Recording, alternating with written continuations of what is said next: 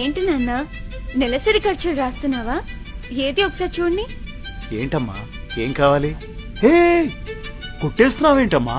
June 4న TDP, Janasena, BJP కలిసిన ప్రభుత్వం రాగానే ప్రతి ఇంటికి ఏడాదికి 3 సిలిండర్లు ఫ్రీ కాబట్టి మనకు 3 గ్యాస్ సిలిండర్ల ఖర్చు తగ్గుతుంది.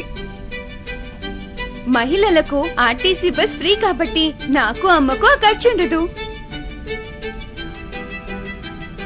ప్రతి మహిళకు నెలకు 1500 ఇస్తున్నారు. అలాగే స్కూల్ కి వెళ్లే ప్రతి ఆడపిల్లకు సంవత్సరానికి 15,000 ఇస్తున్నారు.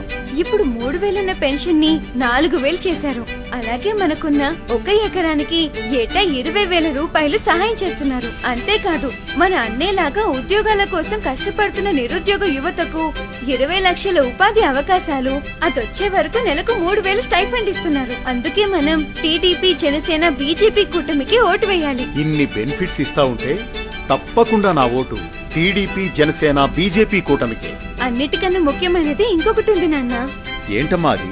నా భవిష్యత్తు నాన్న.